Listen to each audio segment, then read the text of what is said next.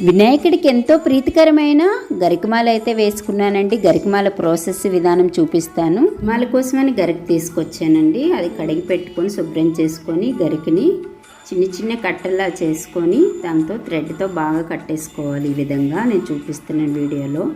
ఇదే ప్రాసెస్లో కట్టుకొని చాలా అందంగా ఉంటుంది వినాయకుడికి వేస్తే.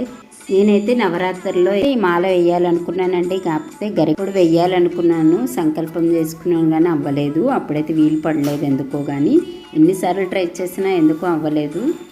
ఈ మాల అయితే చాలా అందంగా ఉంటుంది వినాయకుడికి వేస్తే. వినాయకుడికి గరిక అంటే చాలా ఇష్టం కాబట్టి చాలా అందంగా డెకరేషన్ చేసుకుని వేసుకొని మీ అందరి కోసమని ఈ మాల అప్పుడే చూపిద్దాం అనుకున్నాను నవరాత్రుల్లో.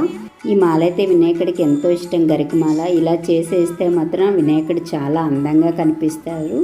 నాకైతే మా ఫ్రెండ్ హెల్ప్ చేసింది, ఇద్దరం కలిసి చేసుకున్నాము. చాలా అందంగా ఉంది గరికమాల అయితే.